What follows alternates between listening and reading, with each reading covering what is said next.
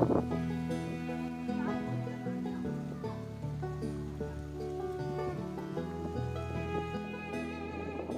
বন্ধুরা, poppy kitchen with village ফুডে আপনাদের সবাইকে স্বাগত। আজকে আমি আবারও নদীর ধারে চলে এসেছি। নদীতে সব ধরনের মাছই পাওয়া যায়, কিন্তু আজকে যে পমফ্রেট মাছটা নিয়েছি এটা হলো ব্ল্যাক পমফ্রেট। এটা আমি বাজার থেকে কিনে নিয়ে এসেছি এই পমফ্রেট মাছের ভাপা বানাবো বলে। আপনারা প্রথম থেকে শেষ পর্যন্ত পুরো ভিডিওটা দেখবেন, আর ভিডিওটা ভালো লাগলে অবশ্যই একটা লাইক করবেন, আমার চ্যানেলটি সাবস্ক্রাইব করবেন, আমাদের পাশে থাকবেন।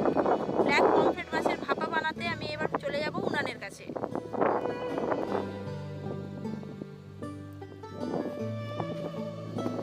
দেখুন এখন ভাটা পড়ে গেছে, জলটা অনেকটাই কমে যাচ্ছে, ওপরে চোরাটা জেগে যাচ্ছে, আর ওইদিকে জাল তোলা হচ্ছে, মাছ ধরা হচ্ছে ওখানে।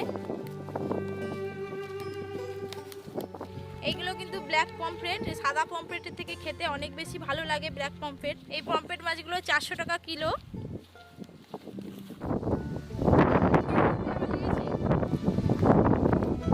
প্রথমে মাছগুলো কেটে নেব।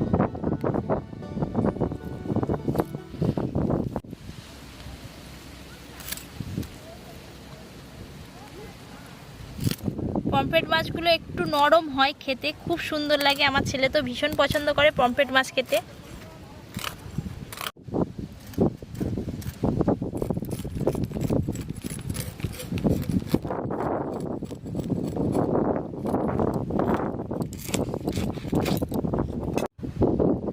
দুটো পমফ্রেট মাছের ওজন 1.5 কিলো আছে।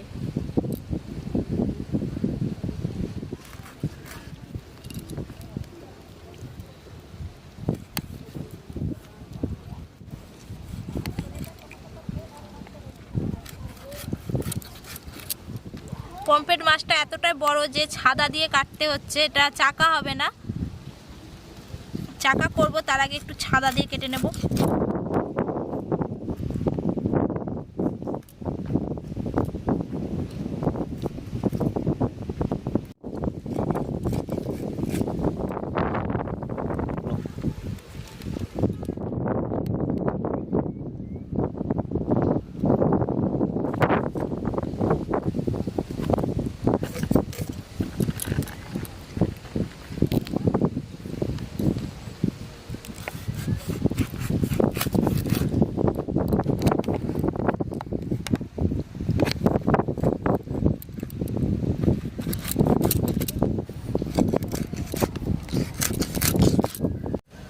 আপনারা যদি কেউ কোনোদিনও আমাদের এখানে এই নদীর ধারে আসেন, তাহলে এই নদীর ধারে রান্না করে খাওয়াবো আপনাদেরকে। ফিস্ট হয়ে যাবে, খুব আনন্দ হবে, খুব মজা হবে।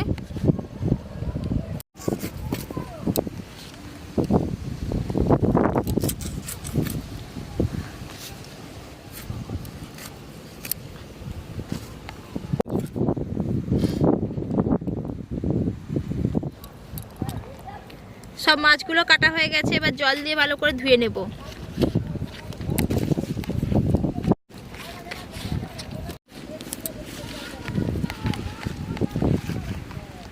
এই রেসিপিটার জন্য মাছের মুড়োগুলো নেব না, শুধু মাছগুলো নিয়েছি।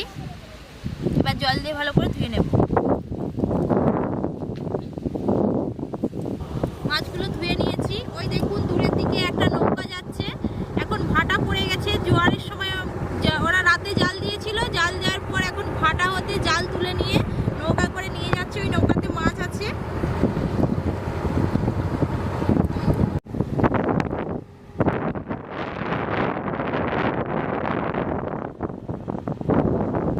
মাছগুলো ধুয়ে জল ঝরিয়ে রেখেছি।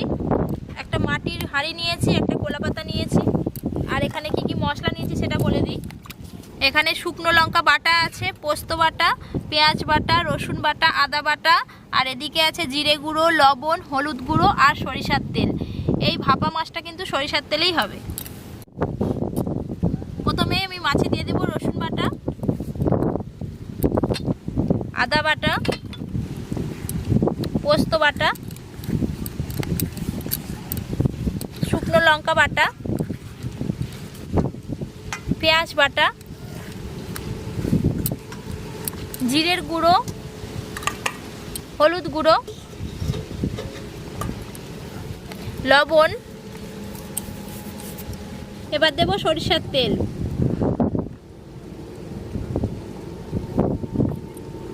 সব কিছু একসঙ্গে ভালো করে মেখে নেব।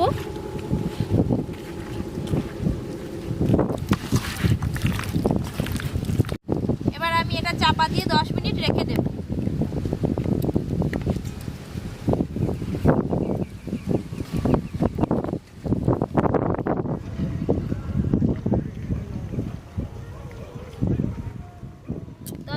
পাতাটা আমি খুলে নেব। মাটির একটা হাঁড়ি নিয়েছি, এই মাটির হাঁড়িতে প্রথমে একটু সরিষার তেল মাখিয়ে নেব।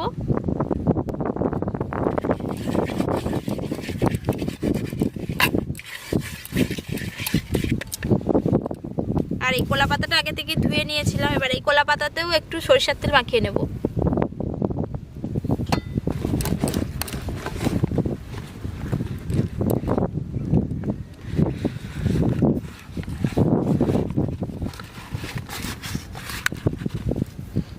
এবার এই মাছগুলো কলা পাতাতে দিয়ে দেব।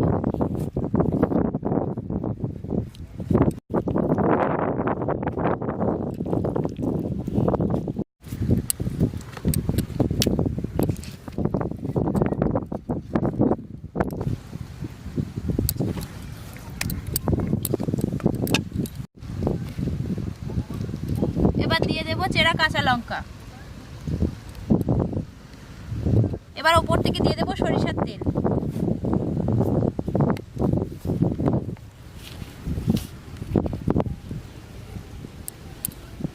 আর এর উপরে দিয়ে দেব অল্প জল।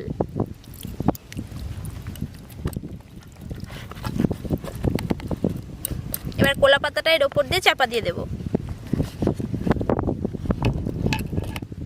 এবার একটা থালা উপর দিয়ে চাপা দিয়ে দেব।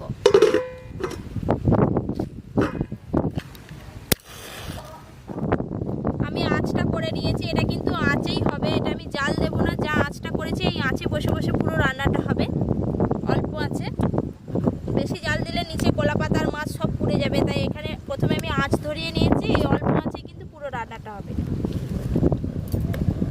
ওই যে দেখুন দূরের দিকে আবারও একটা নৌকো যাচ্ছে, ওই নৌকোয় মাছ আছে। ওই মাছগুলো নিয়ে গিয়ে ওনারা আবার বাজারে বসবে মাছগুলো বিক্রি করার জন্য।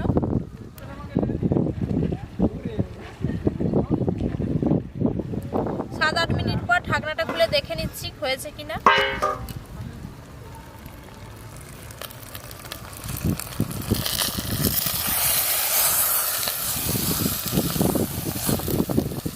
মাছটা হতে আরেকটু বাকি আছে, 2-3 মিনিটের জন্য আর একবার ঢাকা দিয়ে দেব।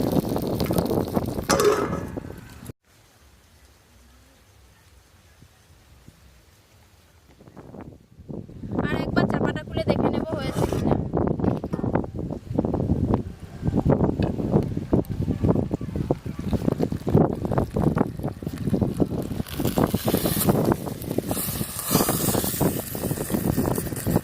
এই রেসিপিটা হয়ে গেছে, এবার নামিয়ে নেব।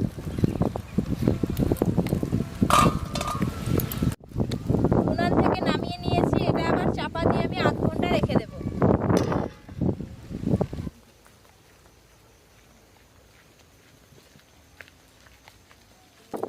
8 ঘন্টা পর আমি ঢাকনাটা খুলে নেব।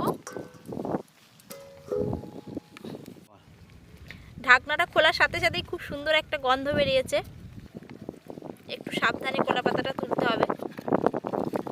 এই যা ছিঁড়ে গেল, ছিঁড়ে গেছে।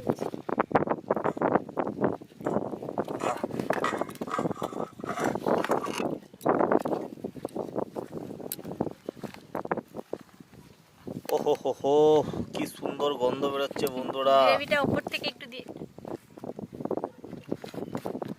উপর থেকে এবার গ্রেভিটা দিয়ে দিই, আরো সুন্দর লাগবে।